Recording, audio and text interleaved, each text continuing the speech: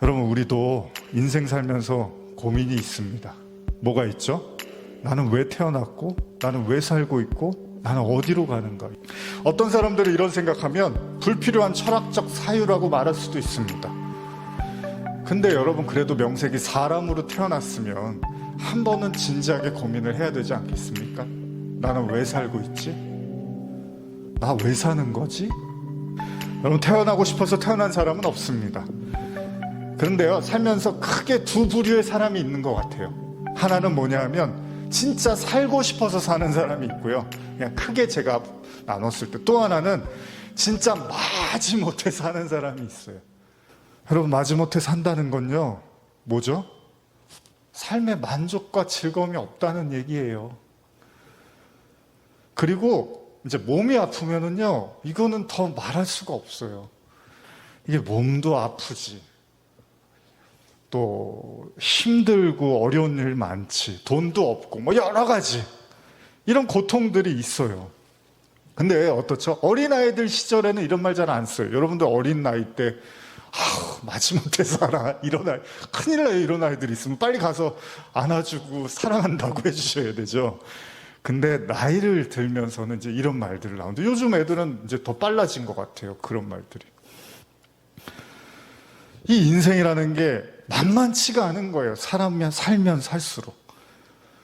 그러다 보니까 이걸 어떻게 해요? 사람들이 악착같이 이제 살아남으려고 독한 마음을 품고 몸부림을 치고 삽니다. 발버둥을 쳐요.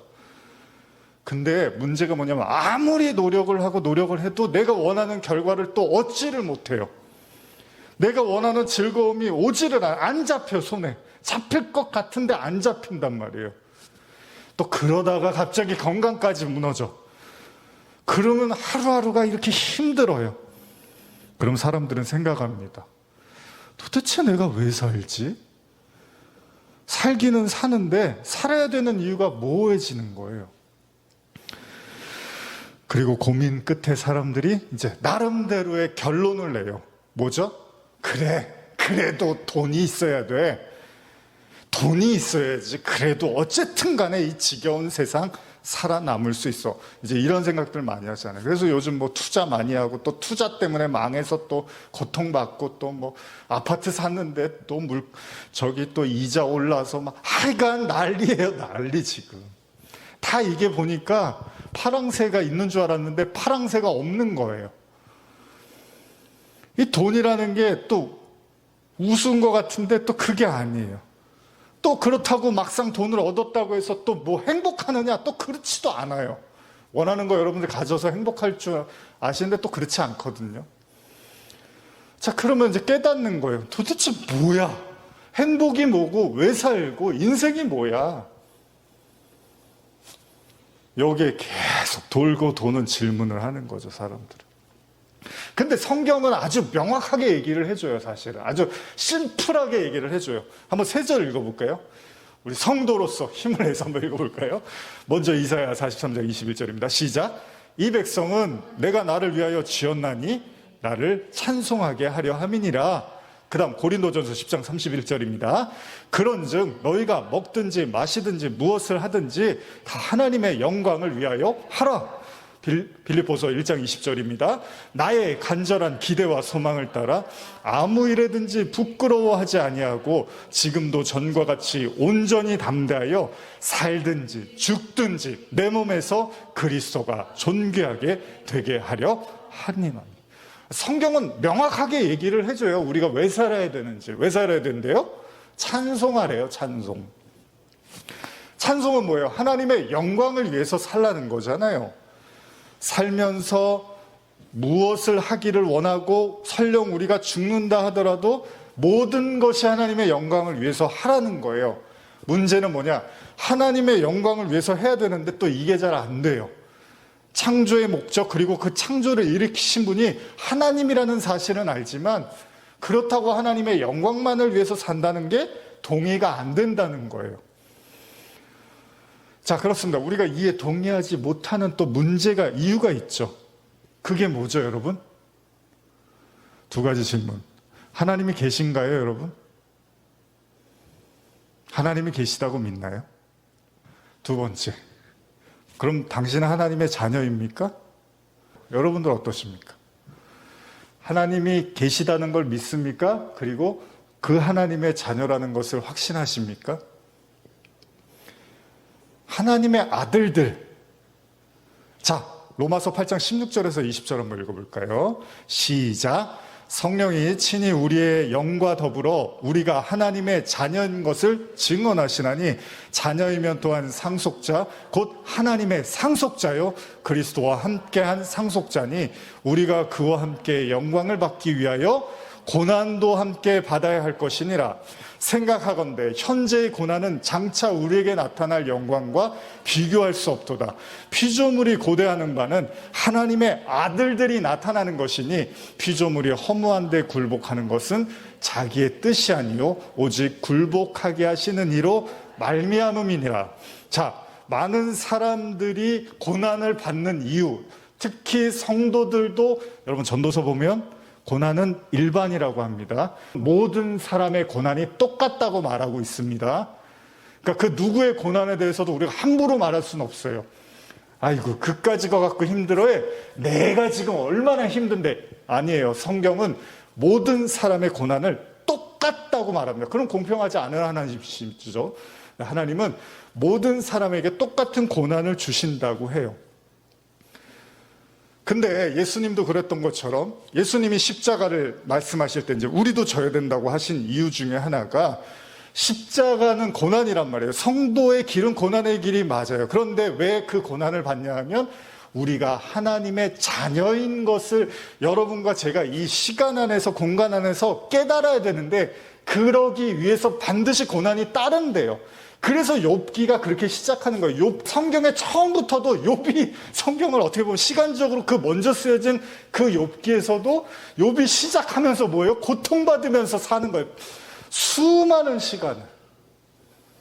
근데 하나님이 그제서야 욥이 의롭다고 하시고 욥에게 자기를 계시하신단 말이에요. 여러분 이게 욥의 인생의 교훈이란 말이에요.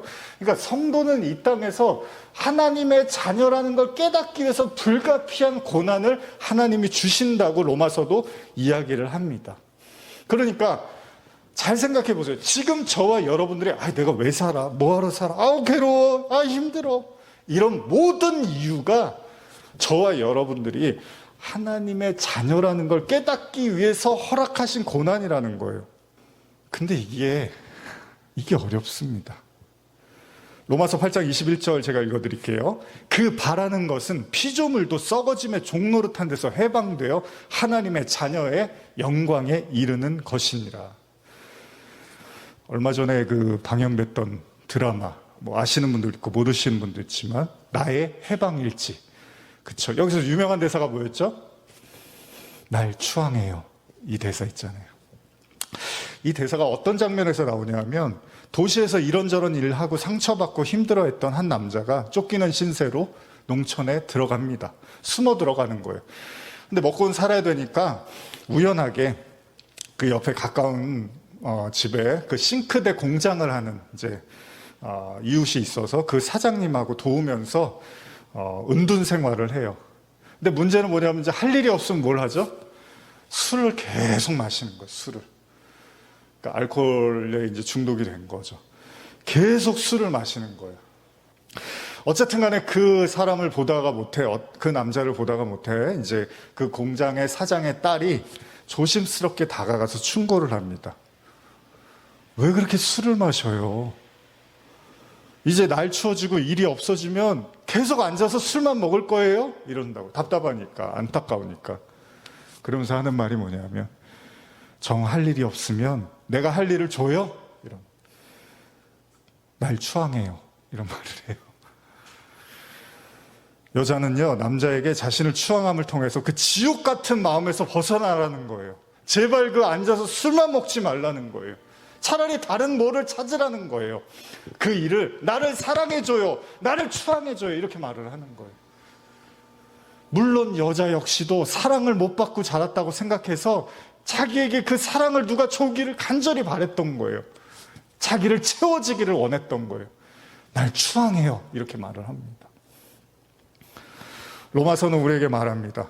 우리가 하나님의 자녀가 되어야 되는 궁극적 이유는 바로 이 썩어질 피조 세계에서 종노릇하지 말고 거기서 나오라는 거예요. 거기에서 취해 있지 말고 거기서 나오라는 거예요. 그러기 위해서는 하나님을 보라는 거예요. 하나님을 추앙하라는 거예요. 왜요? 하나님이 추앙받고 싶어서 안달이 나셔서가 아니라 이 땅에서 하늘을 보는 것을 배우라는 거예요. 아무리 땅만 쳐다봤자, 옛날에 어렸을 때 그 용돈 어머니가 주시면은 이제 부족하잖아요. 뭐 더 사 먹고 싶고 놀이터 가서 땅만 쳐다보는 거예요. 애들이 그네 타다가 철봉하다가 동전 떨어뜨린 게 가끔 나온단 말이에요. 그럼 얼마나 그 행복한지 몰라요. 계속 땅만 보는 거예요. 땅 봤자 100원, 50원이에요. 그렇죠? 근데 이 땅에 많은 사람들이 그 땅에 중독이 돼서 그 땅에 취해서 그냥 땅만 보고 사는 거예요. 그러니까 바로 같은 사람들이 하늘을 본다니까 게으르다, 게으르다 이러는 거예요. 창조 이후에 뱀의 말에 빠져서 땅만 쳐다보면서 왜 사는지도 어디로 가는지도 그렇게 살다가 멸망할 인간들을 향해서 하나님은 제발 하늘을 보고 그 땅의 세계로부터 썩어지고 이제 조금만, 우리 몸도 그렇잖아요. 시간이 흐르면 결국 사라지는 몸인데 그 썩어지고 없어질 세상에 그 종살이에서 매여서 거기에서 그냥 서서히 망해가고 있는 거예요. 그런데 하나님이 거기서 하늘을 보고서 거기서 진짜 하나님의 자녀라는 거, 아들이라는 걸 깨달으라는 거죠. 하나님의 유일한 목적은요, 뭐예요? 여러분과 저를 자녀 삼는 거예요. 동시에 우리가 살아가는 유일한 이유도요, 여러분과 제가 하나님의 자녀라는 걸 깨닫는 거죠.